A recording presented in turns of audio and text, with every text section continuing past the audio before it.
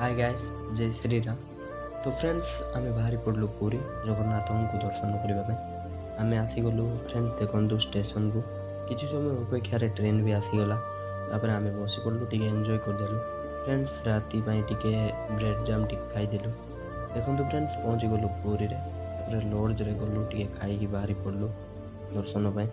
आम भावुँ दर्शन हो पार ना कारण देवस्थान पूर्णिमा अच्छी किंतु पूरा भल से दर्शन होगा फ्रेंड्स। बहुत भल लगे। आ फ्रेंड्स लोक तो कौन कह हिसाब ना पाखापाखि 4 ରୁ 5 लक्ष थे सियोर। तापर खाई बाहरी पड़लु गोल्डन प्लेस जहाँ ब्लू बीच भी कहते। कौन भ्यू थिला भाई, मुंड खराब। ये एंजॉय करदेलु। आ फ्रेंड्स वीडियो भल लगे कमेंट जनातु। आ फ्रेंड्स पार्ट 2 सब्सक्राइब करूँ फ्रेंड्स। ये अनुरोध आप धन्यवाद।